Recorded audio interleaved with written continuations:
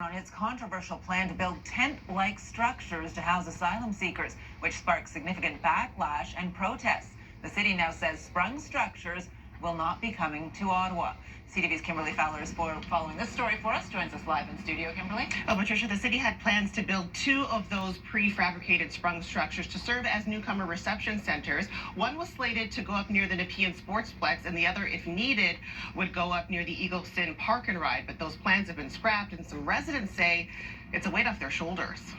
Well, I looked out my front window and I saw people dancing on the streets, so I knew something had happened. Relief for Robert Carberry and his neighbors in Nepean after months of pushing back against City Hall. There's all kinds of guidelines and processes and things that should happen in terms of consultations and letting people see plans that establish a social contract between the citizens and the government. And in this case, that social contract was absolutely shattered. Carberry lives minutes away from one of the proposed sites for a sprung structure the city planned on building to house asylum seekers coming to Canada. We really had lost trust and faith in the city and the way this whole thing folded out from the beginning. But that plan is no longer happening. That's a black eye for the city, but hopefully the lessons learned and that never happens again. In a memo released Wednesday, the city says changing immigration trends and additional transitional housing options have eliminated the need for the newcomer reception centers. Over the course of the last couple of months, we've received new information about the numbers of people who are arriving in Ottawa.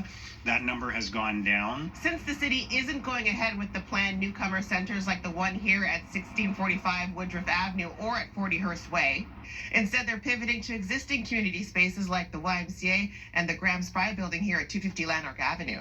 For the newcomers, it's going to be a permanent building. I like that a whole lot better than, some sort of structure in the middle of a park and ride. The mayor says he thinks this is the right move. If we can focus on welcoming those people who are coming to our city and stay away from politicizing some of the solutions that were proposed in the past, then I think that's a good outcome. Residents like Carberry hoping for more transparency from the city going forward. We're all for doing the right thing for homeless people and for the asylum seekers, but it should be a solution that's also good for surrounding communities, surrounding businesses.